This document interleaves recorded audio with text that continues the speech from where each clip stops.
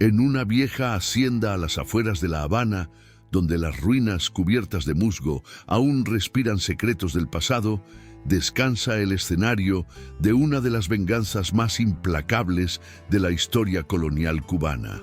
En la noche tormentosa de septiembre de 1868, María, una cocinera de 40 años, silenciosa y leal durante más de una década, llevó a su señora doña Elvira de Montiel y a sus 2 hijas hasta el pozo abandonado del fondo del patio. Minutos después, las 3 desaparecieron bajo el agua, tragadas por la misma oscuridad que ellas habían sembrado con mentiras y crueldad. Durante generaciones se dijo que el pozo de San Juan nunca volvió a dormir y que en las noches de lluvia aún puede escucharse una voz repitiendo las mismas palabras con las que selló su justicia. El agua no olvida. Si quieres conocer cómo una promesa rota convirtió a una sirvienta en leyenda, quédate hasta el final y descubre la historia de María de La Habana, la mujer que hizo del silencio su venganza. Comenta desde qué ciudad estás viendo este video y qué hora es. Deja un like y suscríbete al canal para nuevas historias todos los días. En los alrededores de La Habana, en el turbulento año de 1868, cuando el aire olía a caña quemada y a rebelión contenida, se alzaba la hacienda San Juan del Norte, una mansión de madera azul que parecía desafiar el paso del tiempo. Allí, doña Elvira de Montiel, viuda de un coronel caído en la Guerra de África, mantenía su nombre con un orgullo casi religioso.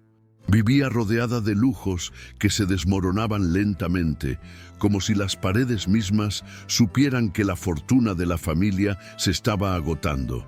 Sus hijas, Leonor e Inés, eran reflejos distintos del mismo espejo, una ambiciosa, la otra altiva, pero ambas ajenas a la miseria que se cernía sobre ellas. Entre las sombras de aquella casa, sin embargo, se movía una mujer que lo observaba todo en silencio. María, la cocinera que conocía cada grieta, cada suspiro, cada mentira que flotaba en el aire perfumado del comedor. María había llegado desde La Habana hacía más de una década, escapando de un pasado que nadie se atrevía a preguntar. Su piel oscura, su mirada firme y su paso sereno la habían convertido en parte del paisaje de la hacienda. Estaba en todas partes, pero nadie la veía realmente. Se levantaba antes del amanecer, encendía los fogones, hervía el café y amasaba el pan con la misma precisión de siempre. En apariencia, era una mujer resignada, sumisa y agradecida, pero dentro de ella habitaba una calma peligrosa, una paciencia que había aprendido a fuerza de humillaciones. En las noches, cuando todos dormían, solía mirar hacia el norte, imaginando que algún día cruzaría los campos hasta llegar al mar. No sabía cómo ni cuándo, pero lo sentía. Su libertad no sería comprada, sería cobrada. Elvira de Montiel se enorgullecía de la forma en que mantenía el orden en la hacienda. Cada paso, cada palabra, cada gesto debía reflejar la grandeza de los Montiel, una familia que según ella descendía de nobles castellanos. Pero bajo esa fachada de elegancia y devoción, la casa respiraba un aire espeso de decadencia. Los espejos, antaño relucientes, mostraban manchas de humedad. Las cortinas de encaje fino estaban carcomidas por el polvo y el salitre. Sin embargo, doña Elvira caminaba por los pasillos como si el tiempo se inclinara ante ella. Una Montiel nunca cae, repetía, incluso cuando los acreedores tocaban la puerta y los rumores sobre la venta de sus sirvientes se extendían por el valle. Fue en medio de ese ambiente de falsa abundancia que María comprendió que algo dentro de aquella casa estaba a punto de quebrarse. La señora ya no hablaba con gratitud ni con autoridad, sino con miedo. Y el miedo, María lo sabía bien, tenía un olor que se filtraba en las paredes. Cada mañana María escuchaba a las hijas discutir desde la galería superior. Leonor, la mayor, insistía en que debían vender algunos cuerpos para mantener el carruaje y las fiestas en La Habana. Inés, más joven, solo se reía con desdén, diciendo que no importaba quién se fuera, mientras ella siguiera teniendo sus vestidos franceses y su té de jazmín. Desde la cocina, María fingía no oír, aunque cada palabra se le clavaba como una espina. Sabía que cuando las familias comienzan a vender lo que consideran suyo, también venden su alma. Y aquella alma, pensaba ella, ya estaba empeñada hacía tiempo. Al final del día, mientras lavaba los utensilios, levantaba la vista hacia la ventana donde las muchachas tocaban el piano y pensaba en su hija, Josefa, en su risa, en el olor a sal de su cabello. No podía imaginar que pronto ese recuerdo sería todo lo que le quedaría. Esa noche, mientras los grillos cantaban bajo la lluvia fina del verano cubano, María permaneció despierta junto al fuego, ya casi apagado. Las llamas se reflejaban en sus ojos, como si ardiera dentro de ellos una historia antigua. Sobre la mesa reposaba una pequeña caja de madera donde guardaba monedas, botones y un trozo de cinta azul que alguna vez había sido de su hija. Josefa había nacido en la misma hacienda bajo el sonido de los machetes cortando caña y creció corriendo descalza entre los campos. Cuando doña Elvira le prometió a María que la muchacha tendría libertad al cumplir los 16 años, ella lo creyó con la fe ciega de quien ya no tiene más nada que perder. Por eso trabajó sin descanso, cocinando para los banquetes de la señora, ahorrando cada centavo que podía. Pero en julio, una conversación entre los mozos la golpeó como un trueno. Doña Elvira había vendido a Josefa a un comerciante de Matanzas. A cambio, recibió un carruaje nuevo, con herrajes dorados y cortinas de terciopelo. Aquel carruaje que ahora se alzaba brillante frente a la casa era, para María, una tumba rodante. Desde aquel día, la cocina dejó de oler a pan fresco y comenzó a oler a rabia contenida. María seguía cumpliendo cada orden, sin un gesto de rebeldía, pero su mente no descansaba. Empezó a observar los detalles que antes pasaban desapercibidos. El modo en que doña Elvira bebía vino antes de rezar, el número de pasos que había entre el comedor y el pozo, el sonido del viento cuando se colaba por los postigos al caer la tarde. Todo adquiría un sentido, como si el destino mismo le estuviera mostrando el camino. Por las noches, se sentaba en el suelo de la cocina, con los ojos cerrados, y murmuraba el nombre de su hija una y otra vez, hasta quedarse dormida sobre el suelo frío. En su corazón ya no quedaba espacio para el perdón, solo para el silencio. Ese mismo silencio que guardaba el pozo de San Juan, allá atrás, escondido entre las sombras y las enredaderas. Esa noche, mientras los grillos cantaban bajo la lluvia fina del verano cubano, María permaneció despierta junto al fuego ya casi apagado. Las llamas se reflejaban en sus ojos como si ardiera dentro de ellos una historia antigua. Sobre la mesa reposaba una pequeña caja de madera donde guardaba monedas, botones y un trozo de cinta azul que alguna vez había sido de su hija. Josefa había nacido en la misma hacienda, bajo el sonido de los machetes cortando caña, y creció corriendo descalza entre los campos. Cuando doña Elvira le prometió a María que la muchacha tendría libertad al cumplir los 16 años, ella lo creyó con la fe ciega de quien ya no tiene más nada que perder. Por eso trabajó sin descanso, cocinando para los banquetes de la señora, ahorrando cada centavo que podía. Pero en julio, una conversación entre los mozos la golpeó como un trueno. Doña Elvira había vendido a Josefa a un comerciante de Matanzas. A cambio, recibió un carruaje nuevo con herrajes dorados y cortinas de terciopelo. Aquel carruaje que ahora se alzaba brillante frente a la casa era, para María, una tumba rodante. Desde aquel día, la cocina dejó de oler a pan fresco y comenzó a oler a rabia contenida. María seguía cumpliendo cada orden, sin un gesto de rebeldía, pero su mente no descansaba. Empezó a observar los detalles que antes pasaban desapercibidos. El modo en que doña Elvira bebía vino antes de rezar, el número de pasos que había entre el comedor y el pozo, el sonido del viento cuando se colaba por los postigos al caer la tarde. Todo adquiría un sentido, como si el destino mismo le estuviera mostrando el camino. Por las noches se sentaba en el suelo de la cocina con los ojos cerrados y murmuraba el nombre de su hija una y otra vez hasta quedarse dormida sobre el suelo frío. En su corazón ya no quedaba espacio para el perdón, solo para el silencio. Ese mismo silencio que guardaba el pozo de San Juan, allá atrás, escondido entre las sombras y las enredaderas.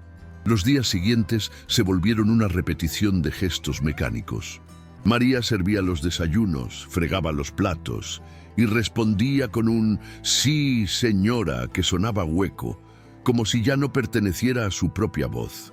Sin embargo, detrás de aquella quietud había un cálculo minucioso. Cada tarde, cuando el sol bajaba y los mosquitos invadían el patio, fingía ir a buscar leña, pero en realidad se acercaba al pozo. Observaba la tapa de madera cubierta de musgo, las piedras desgastadas por los años y el leve murmullo del agua que aún latía en el fondo. A veces arrojaba una piedra solo para escuchar el eco interminable que subía desde las profundidades, y en ese eco creía oír la voz de Josefa. El pozo, pensaba, era un cuerpo dormido. Solo esperaba una señal para despertar. Un domingo por la tarde, mientras preparaba el guiso, escuchó que doña Elvira reía con sus hijas en el comedor. Hablaban del nuevo vestido de Leonor, traído de París, y de los rumores de revuelta entre los campesinos. Los esclavos siempre hablan, pero nunca hacen nada, dijo Inés, riendo con soberbia. Doña Elvira levantó la copa de vino y agregó: «Ni falta que hace, hija. El miedo los mantiene más firmes que las cadenas». Aquellas palabras resonaron como un disparo en el pecho de María. Se obligó a sonreír mientras servía los platos, pero sus manos temblaban. A través del humo del guiso, vio los rostros de las 3 mujeres iluminados por las velas, y por un instante sintió una calma extraña, casi tierna, como si las estuviera viendo por última vez. Esa noche, antes de dormir, escribió el nombre de su hija en un pedazo de tela y lo escondió bajo el suelo de la cocina. Fue su forma de prometerle que pronto haría justicia, no con palabras, sino con la verdad de las manos. El amanecer siguiente trajo consigo un silencio distinto, casi pesado. Ni los gallos cantaron con la misma fuerza, ni el viento sopló como de costumbre entre las palmas. María lo sintió apenas abrió los ojos. Algo en el aire anunciaba que ese día no sería igual que los demás. Se levantó despacio, encendió el fuego y comenzó a preparar el desayuno. Pero cada movimiento era más lento, más calculado. Cuando el café empezó a hervir, el aroma dulce se mezcló con el sonido lejano de los cascos de un caballo. Era don Julián, el administrador, llegando con noticias de la ciudad. «Dicen que habrá guerra», comentó, dejando el sombrero sobre la mesa. «Los hombres de Céspedes se están levantando en Oriente». Doña Elvira, sin levantar la vista de su rosario, solo respondió: «Eso no nos toca aquí. Aquí las cosas seguirán como siempre». María escuchaba desde la cocina y sonrió para sí. Sabía que nada seguiría igual, ni en la isla ni dentro de aquellas paredes. Esa tarde, mientras las hermanas jugaban con un abanico nuevo en la galería, María fue hasta el patio de los fondos. Se arrodilló junto al pozo y apoyó la mano sobre la tapa húmeda. Cerró los ojos y por primera vez le habló. No era una oración ni una súplica, sino una conversación íntima, como la que se tiene con alguien que se conoce desde hace siglos. Tú que has visto todo lo que aquí se esconde, tú que tragaste las mentiras y los pecados de esta casa, guárdame un secreto más. El viento sopló fuerte, haciendo que las hojas giraran a su alrededor, y en ese instante María supo que el pozo había respondido. Regresó a la cocina con paso firme, con una serenidad que solo tienen aquellos que ya han tomado una decisión. Esa noche dormiría poco, pero soñaría mucho. Soñaría con justicia. El lunes amaneció con un calor insoportable, de esos que hacen que hasta las paredes transpiren. María sudaba desde antes del alba, pero no por el fuego ni por el trabajo, sino por la tensión que llevaba acumulada en el pecho. Mientras pelaba yuca sobre la mesa, escuchaba los pasos impacientes de doña Elvira por el corredor. La señora estaba inquieta, revisando cuentas, escribiendo cartas y reprendiendo a las hijas por cualquier nimiedad. Leonor protestaba, diciendo que se aburría en el campo, que su destino era la ciudad, mientras Inés se miraba al espejo una y otra vez, ajustando un lazo invisible. María observaba todo con una calma estudiada. Sabía que cuando los ricos empiezan a hablar de destinos y apariencias, es porque la desgracia ya está tocando a la puerta. En su mente, cada palabra, cada gesto, se archivaba con precisión. Era el día perfecto. Demasiado calor para pensar, demasiada soberbia para sospechar. Al caer la tarde, un trueno retumbó en el horizonte y las primeras gotas comenzaron a golpear los ventanales. María sintió un escalofrío recorrerle la espalda. No era miedo, era anticipación. «Llueve sobre los pecadores», murmuró, recordando una frase que su madre solía decir en los tiempos en que aún creía en justicia divina. Mientras la tormenta se acercaba, fue a la despensa y preparó el vino que serviría en la cena, el mismo que doña Elvira reservaba para las celebraciones. Vertió el líquido espeso con cuidado, observando cómo las gotas se deslizaban por el cuello de la botella como sangre vieja. En su interior, el plan ya estaba escrito, y nada ni nadie podría detenerlo. Cuando escuchó la voz de doña Elvira llamándola desde el comedor, respiró hondo, secó sus manos y pensó: «Hoy el pozo cenará».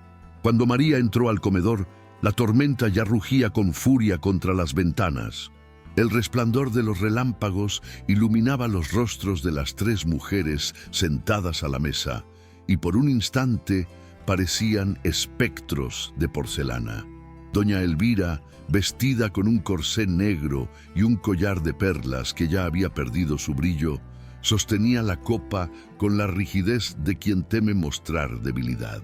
Leonor hablaba sin parar sobre el vestido de su compromiso y sobre el joven al que esperaba ver en la próxima feria, mientras Inés, más silenciosa, giraba su cuchillo entre los dedos con un gesto distraído.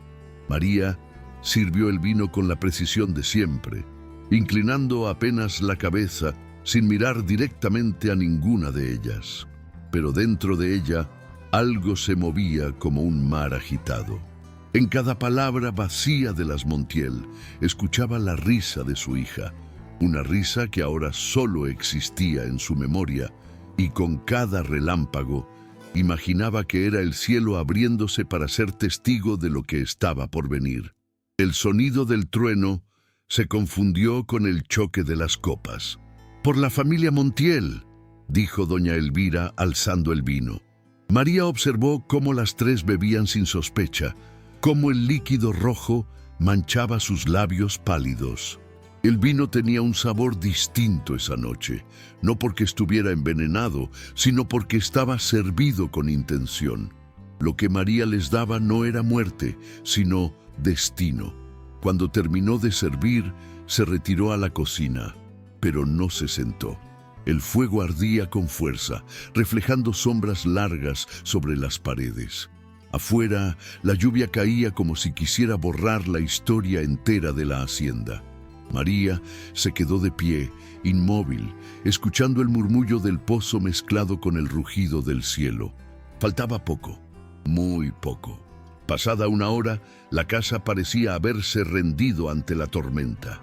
El sonido del agua cayendo del techo era tan constante que se confundía con la respiración de las paredes. María caminaba descalza por el corredor, sosteniendo una lámpara que apenas alumbraba su paso. Desde el comedor llegaban risas dispersas, seguidas de murmullos y de un ligero golpe de copas que chocaban por descuido. La señora y sus hijas ya comenzaban a sentir el peso del vino, o quizá del cansancio. María se detuvo un instante frente al retrato del coronel Montiel, aquel hombre que había muerto defendiendo una corona que nunca los miró. «Tu gloria se pudre aquí dentro», susurró, observando el rostro pintado con solemnidad. En el reflejo del vidrio, su propia mirada devolvía algo nuevo, una calma que rozaba la frialdad. Luego, siguió caminando hacia la puerta trasera, donde la lluvia dibujaba líneas torcidas sobre el suelo empedrado. Cada paso que daba era una confirmación de que no habría vuelta atrás. Cuando regresó al comedor, encontró a las 3 mujeres en un estado que parecía un espejismo. Doña Elvira, somnolienta, recostada sobre su silla. Leonor, con el rostro encendido, tarareando una melodía. E Inés, medio dormida, con la copa aún entre los dedos. María se acercó sin hacer ruido. «Señora», dijo con voz grave, «hay algo que necesita ver afuera. Creo que alguien ha caído junto a los establos». Elvira abrió los ojos con esfuerzo y la miró irritada. «¿Qué dices, mujer? ¿A estas horas?» María bajó la cabeza fingiendo nerviosismo. «Escuché gritos, señora. Juraría que alguien pedía ayuda». Leonor y Inés intercambiaron miradas curiosas. «Vamos, madre», dijo la mayor. «Seguro es algún mozo borracho». Y así, entre el ruido de la lluvia y las risas cansadas, las 3 se levantaron, sin imaginar que caminaban hacia el último paso de sus vidas. El aire afuera era espeso, casi sólido, como si la tormenta hubiera decidido caer solo sobre la hacienda San Juan del Norte. Las 3 mujeres avanzaban sujetando sus lámparas, cubriéndose con chales empapados. María caminaba unos pasos delante, guiando el camino entre los charcos y el olor agrio del barro. Cada relámpago iluminaba fugazmente los rostros pálidos de Leonor e Inés, que reían entre sobresaltos, creyendo vivir una aventura nocturna. Doña Elvira, en cambio, mascullaba entre dientes, irritada por la osadía de su sirvienta. «Si esto es una broma, María, te juro que pagarás caro», dijo con voz ronca. «Sí, señora», respondió ella sin volverse. La lluvia golpeaba con tanta fuerza que el sonido del agua cubría cualquier pensamiento. Al fondo, envuelto en sombras y maleza, el pozo se alzaba como una boca abierta. María lo vio y sintió un escalofrío recorrerle la columna. Todo lo que había soportado, las humillaciones, las promesas falsas, la pérdida de su hija, parecía concentrarse en ese punto oscuro de la tierra. Cuando se detuvo frente al pozo, giró lentamente la cabeza. «Fue aquí, señora. Escuché algo venir de adentro», dijo, señalando la tapa de madera que temblaba bajo el viento. Leonor se acercó con una mezcla de miedo y curiosidad. «¿Estás segura?», preguntó. «Podría ser un animal». Inés soltó una risita nerviosa. «O un fantasma de los tuyos, María». Doña Elvira bufó, cansada. «Quita la tapa, mujer. Quiero terminar con esta estupidez». María asintió. Se inclinó, agarró el borde húmedo de la madera y la levantó con un chirrido que rasgó el silencio. Un olor frío y antiguo salió del pozo, un aire muerto que parecía traer voces desde el fondo. Las gotas de lluvia caían adentro, resonando como pasos. Entonces María se apartó un poco y dijo con calma: «Asómese, señora. Dicen que cuando uno mira al fondo, el pozo le devuelve lo que perdió». Y doña Elvira, sin sospechar, dio un paso adelante. Elvira se inclinó sobre el borde, sosteniendo la lámpara con mano temblorosa. La luz osciló dentro del pozo, reflejándose en el agua oscura como un ojo que parpadeaba desde las profundidades. «No veo nada», murmuró con fastidio. En ese instante María se acercó despacio, tanto que podía oler el perfume empolvado del cuello de la señora. La observó un segundo, apenas un segundo, y pensó en Josefa, en su risa, en sus pies descalzos corriendo por el campo, en la forma en que la llamaba mamá, con una dulzura que ya nadie recordaba. Entonces, sin vacilar, soltó la tapa. El golpe fue seco, metálico, un sonido que se mezcló con un grito breve, casi ahogado. La lámpara rodó por el suelo y se apagó. Por un momento, el mundo entero pareció detenerse. Leonor e Inés quedaron paralizadas, mirando la oscuridad que acababa de tragarse a su madre. El trueno siguiente hizo vibrar la tierra, como si hasta el cielo confirmara lo ocurrido. «¡María! ¡Estás loca!», gritó Leonor corriendo hacia ella. Pero antes de que pudiera alcanzarla, María la empujó con una fuerza que no parecía humana. La joven cayó al suelo, resbaló con el barro y al intentar levantarse, su pie cedió sobre el borde. Hubo un chillido, un destello de lámpara y luego nada, solo el sonido del agua golpeando piedra. Inés, aterrada, retrocedió varios pasos. «No, por favor», suplicó. María la miró con una expresión que no era odio, sino algo más profundo, compasión. «Tu madre te enseñó a no mirar abajo, niña, pero siempre hay que mirar abajo porque es donde acaba todo». Inés dio un paso en falso y el viento se encargó del resto. 3 gritos se perdieron en la lluvia. María quedó sola, empapada, frente al pozo que ahora respiraba como un animal satisfecho. Durante un largo minuto, solo se escuchó el golpeteo de la lluvia sobre las piedras. María permaneció de pie, inmóvil, con el cabello pegado al rostro y las manos aún extendidas. Su respiración era lenta, profunda, como si cada inhalación purgara años de servidumbre. Miró hacia el pozo, pero ya no sentía miedo.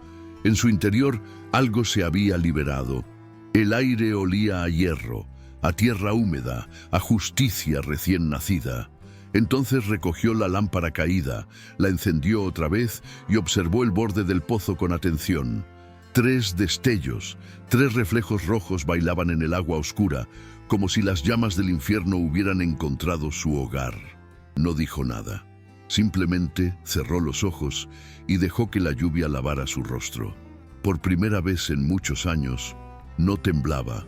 No era una esclava, ni una sirvienta, ni una sombra. Era la dueña de su propio silencio. Cuando regresó a la casa, los corredores parecían más largos, más vacíos. El reloj del vestíbulo marcaba la medianoche con un eco hueco. María caminó hacia la cocina, dejando un rastro de barro y agua. Encendió el fuego, se quitó el chal empapado y se sentó frente a la llama contemplándola en silencio. A su alrededor todo parecía en paz. El sonido de la tormenta se había vuelto un murmullo lejano. En la pared, el retrato del coronel Montiel se había torcido ligeramente, y por un momento María creyó que el rostro del hombre sonreía. «Ya está hecho», susurró.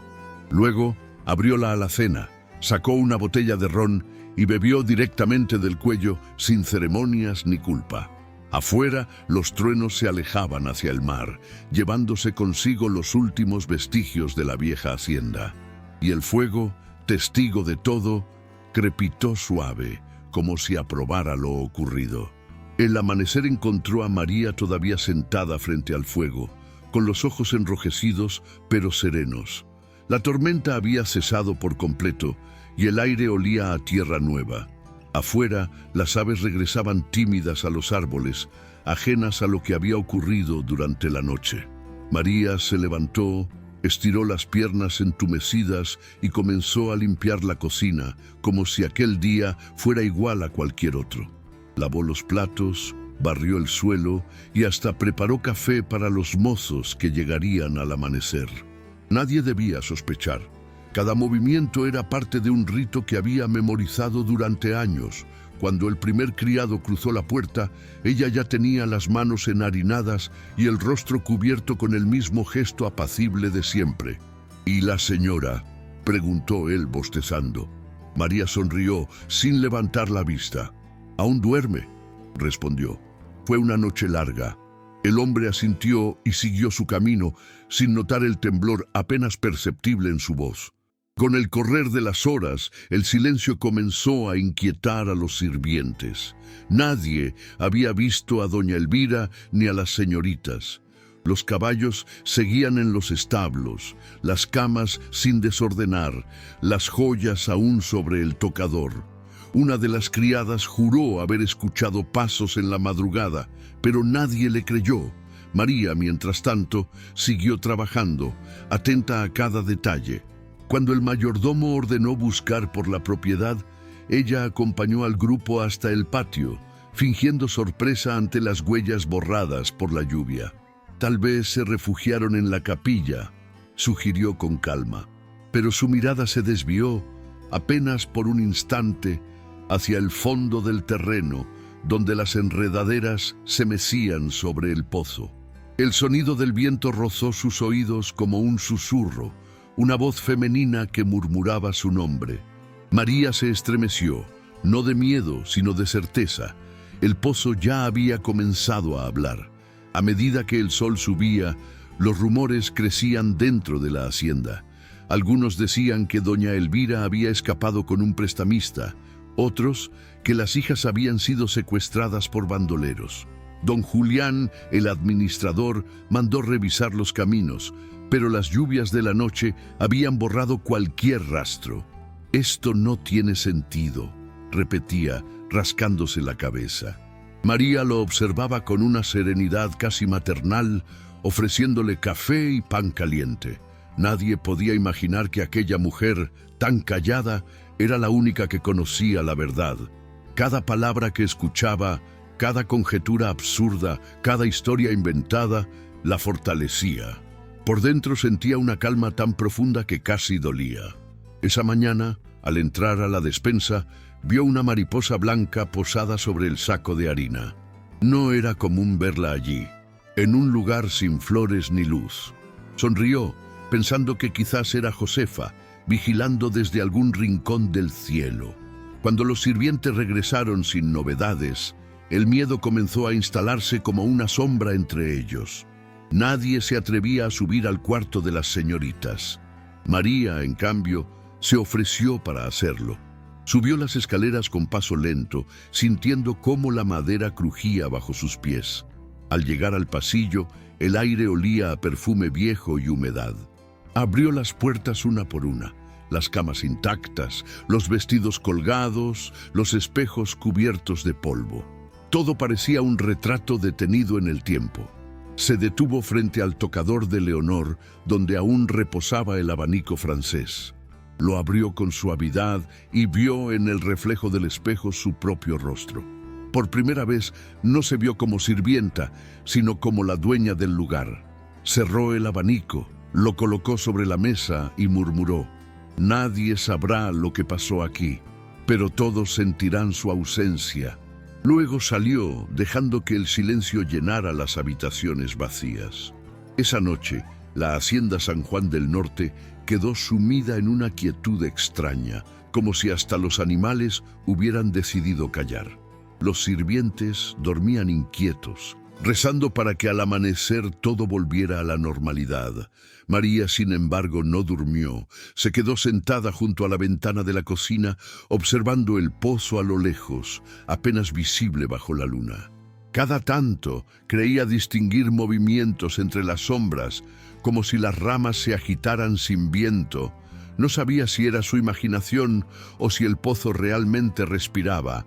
Cerró los ojos y escuchó el murmullo del agua, el eco del trueno lejano, el roce del pasado deslizándose entre las piedras. «No es culpa mía», se dijo en voz baja, aunque algo en su interior sabía que sí lo era, y que precisamente por eso se sentía viva.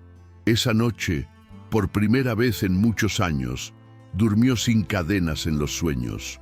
Con el paso de los días, la noticia del misterioso desaparecimiento de las Montiel se extendió por toda la región.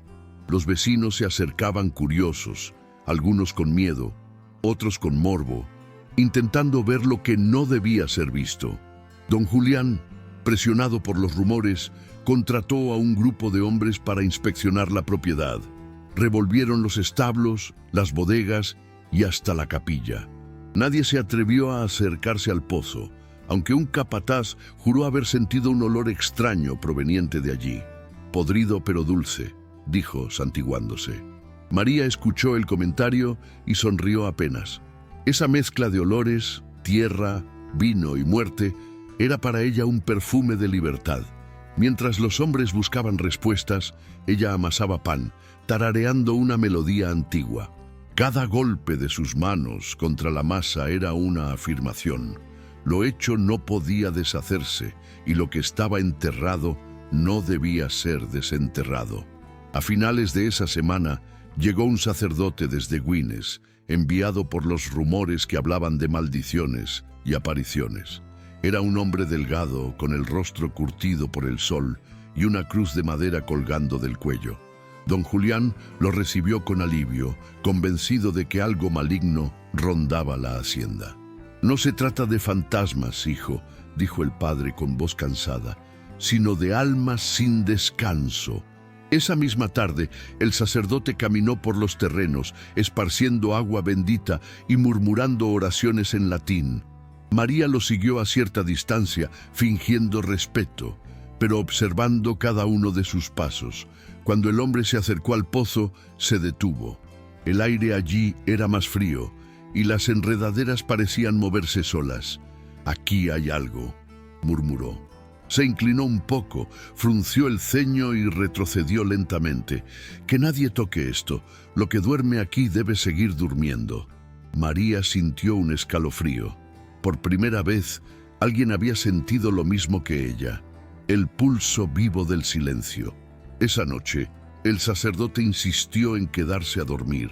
Durante la cena, los criados hablaron de luces que se veían en el campo y de gritos lejanos durante la tormenta. María escuchaba sin intervenir, con los ojos fijos en la llama de la vela.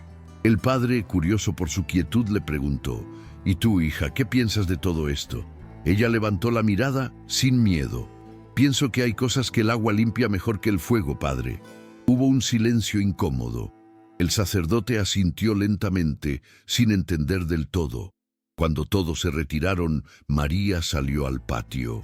El pozo parecía más quieto que nunca, pero la luna iluminaba su borde con una claridad casi plateada. Se acercó, apoyó una mano sobre las piedras frías y dijo en voz baja: «Si alguna vez vuelven a pronunciar mi nombre, que sea con respeto». Y el viento, como una respuesta, apagó su lámpara. Con el paso de los meses, la hacienda San Juan del Norte fue quedando vacía. Los criados, uno a uno, comenzaron a marcharse, temerosos de los rumores que crecían como maleza. Decían que por las noches se escuchaban pasos sobre el techo, risas femeninas en el patio y un piano que sonaba solo, tocando melodías que nadie recordaba haber aprendido. Don Julián trató de mantener el orden, pero el miedo se había vuelto más fuerte que la razón. María seguía allí, sin prisa y sin explicaciones. Cuando el administrador le preguntó por qué no se iba, ella respondió simplemente: «Esta es mi casa ahora», y lo dijo con tal firmeza que el hombre no supo qué contestar. En las semanas siguientes, el clima cambió. Los campos dejaron de florecer, los animales se enfermaban sin motivo y la lluvia parecía evitar la hacienda. Fue entonces cuando algunos campesinos comenzaron a llamarla la Casa del Pozo Silente. María se volvió una figura misteriosa para los pocos que aún se atrevían a pasar por el camino. La veían siempre vestida de negro, con un pañuelo cubriéndole el cabello, caminando entre los cañaverales como un espíritu que no necesitaba descanso. A veces ayudaba a los vecinos curando heridas o entregando pan, y otros decían que sus manos tenían poder, que bastaba un toque suyo para aliviar o maldecir. Pero en su interior, María no se creía bruja ni santa. Solo era una madre que había pagado su deuda con el mundo.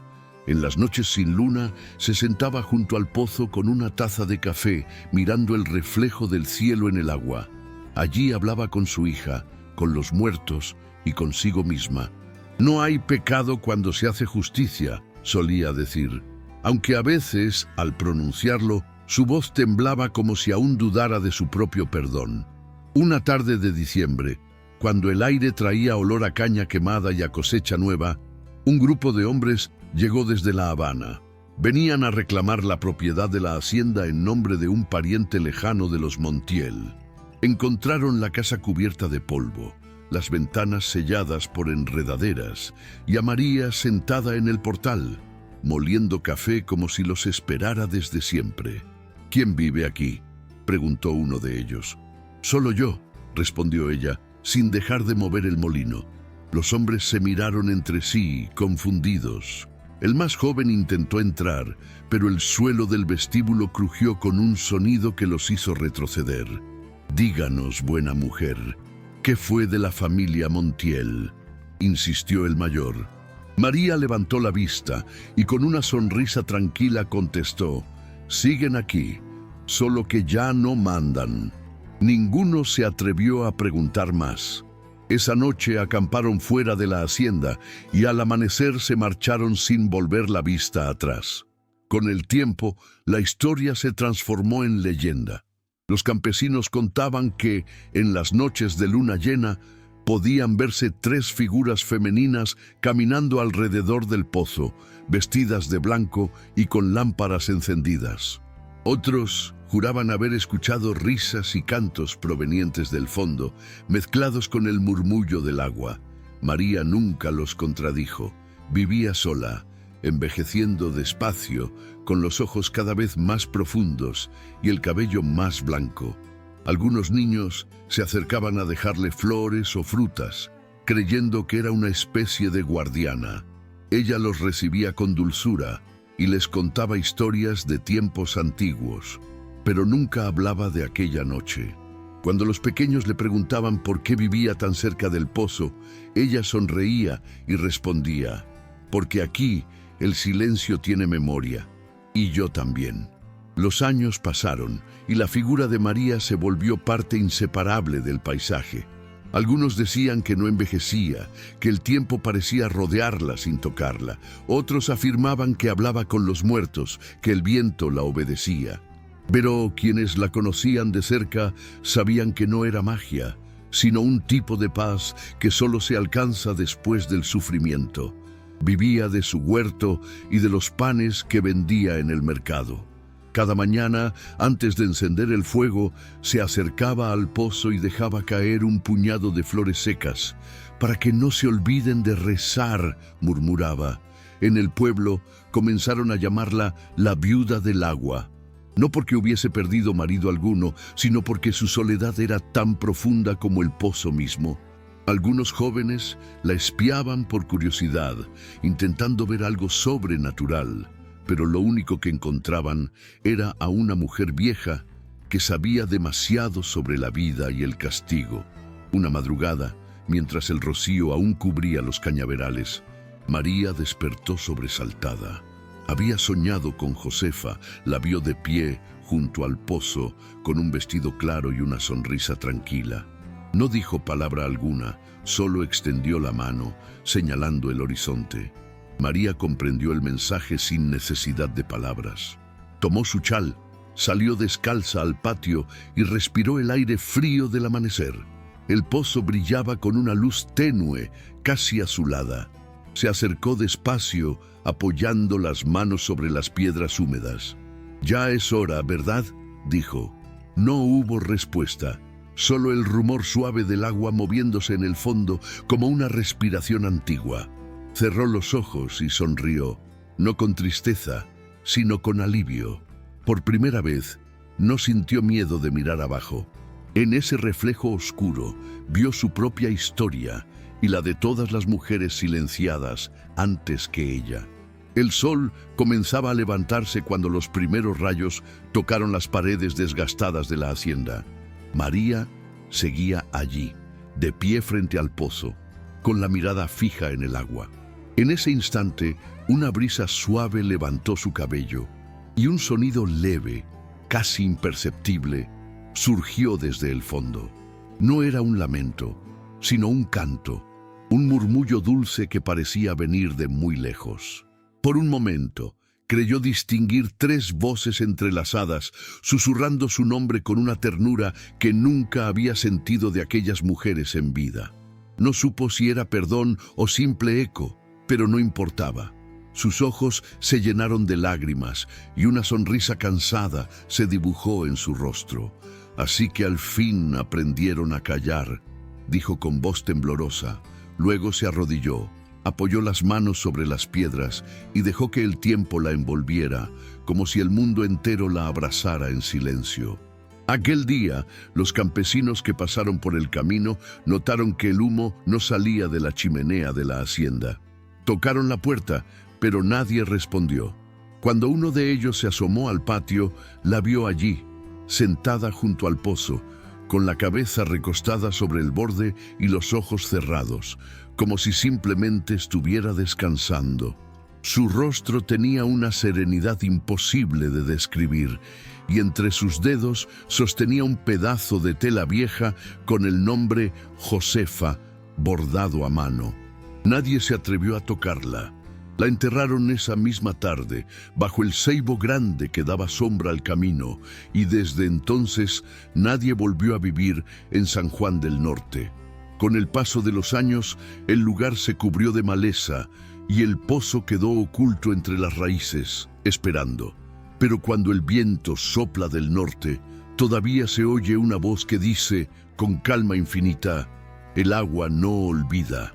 Con el tiempo, los mapas dejaron de mencionar la hacienda San Juan del Norte.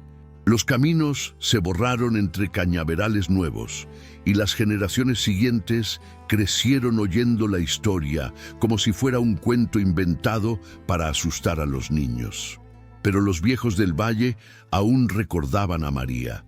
Decían que era una mujer que miraba de frente, que no bajaba la cabeza ante nadie, y que su justicia había sido más pura que la de los tribunales. Algunos afirmaban haberla visto en sueños, caminando con una lámpara en la mano, guiando a las almas que buscaban reposo. Otros juraban que su voz se confundía con la lluvia, repitiendo siempre la misma frase: todo lo que se hunde renace limpio. Así, su nombre se volvió leyenda y advertencia, pronunciado con respeto entre susurros cuando alguien era traicionado o cuando el dolor exigía equilibrio. Décadas después, un ingeniero extranjero llegó a la región con intención de comprar los antiguos terrenos para levantar una plantación moderna. Los campesinos le advirtieron que no se acercara al pozo, pero él, escéptico, no les hizo caso. Al tercer día de trabajo, mandó a sus hombres a limpiar la zona. Apenas removieron las enredaderas, un olor espeso salió del fondo, como si el tiempo mismo se hubiera corrompido allí dentro. El capataz juró haber escuchado un sollozo y el ingeniero, pálido, ordenó cubrir el pozo de inmediato. Esa noche, abandonó la hacienda sin dejar rastro. Desde entonces, nadie volvió a trabajar esa tierra. El lugar quedó en silencio, protegido por su propio misterio. Y así, una vez más, el pozo guardó lo que debía guardar: la memoria de una mujer que se negó a morir de rodillas. Con los años, los restos de la hacienda fueron reclamados por la selva. Las columnas se cubrieron de musgo, los techos colapsaron y las raíces del ceibo abrazaron lo que quedaba de los muros. A veces, algún viajero perdido encontraba fragmentos de porcelana, una copa rota o una llave oxidada, y los guardaba sin saber de quién habían sido. Los ancianos del pueblo contaban que la tierra allí tenía un color diferente, más oscuro, como si hubiera absorbido demasiada historia. Cuando caía la noche, juraban ver un resplandor tenue, azul, ondeando entre las hojas. «Es la lámpara de María», decían. «Todavía vigila». Y aunque nadie se atrevía a acercarse, todos coincidían en que, desde que la mujer del pozo descansaba allí, ningún abuso volvió a repetirse en esas tierras. Era como si su venganza se hubiera extendido en silencio, corrigiendo a los vivos desde la calma de los muertos. Un siglo después, un grupo de arqueólogos llegó atraído por la leyenda. Querían estudiar la hacienda perdida, documentar sus ruinas y encontrar la verdad detrás del mito. Pasaron semanas limpiando el terreno y al fin hallaron lo que parecía la boca de un antiguo pozo, cubierto por siglos de ramas y tierra. Una de las jóvenes arqueólogas, al mirar dentro, sintió un escalofrío recorrerle la espalda. «Escuchen», dijo en voz baja. Todos guardaron silencio. Desde las profundidades subía un sonido apenas audible, un murmullo que parecía repetirse en un idioma sin tiempo. Nadie supo explicarlo. Grabaron el ruido, tomaron fotos y se marcharon al día siguiente, incapaces de dormir esa noche. El informe oficial habló de corrientes de aire y resonancias del terreno, pero en la grabadora el murmullo se escuchaba claro, femenino, y decía: «El agua no olvida». Con el paso del tiempo, la grabación se hizo famosa entre los curiosos y los amantes de lo oculto. Algunos aseguraban que, al reproducirla de noche, se escuchaban otras voces de fondo, una grave, una infantil y otra casi imperceptible, riendo con dulzura. Otros decían que el sonido del agua subía y bajaba según quien la escuchara, como si el pozo aún eligiera a quién confiar su secreto. En los pueblos cercanos, las madres comenzaron a contar la historia de María como una advertencia. Nunca prometas libertad si no piensas cumplirla, porque el agua lo sabrá. Así, la leyenda sobrevivió en canciones, rezos y susurros, fundiéndose con la tierra que la vio nacer.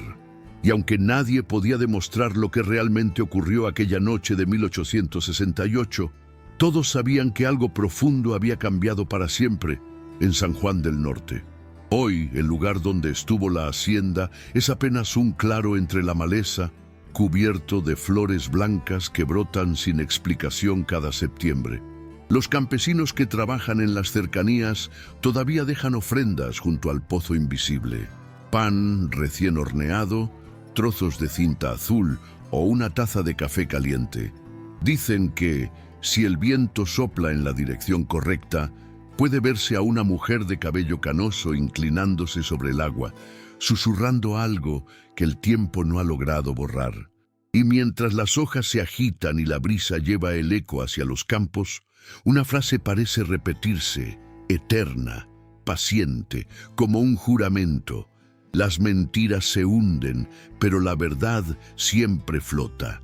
Y esa fue la historia de María de la Habana, la mujer que convirtió su dolor en justicia y su silencio en leyenda.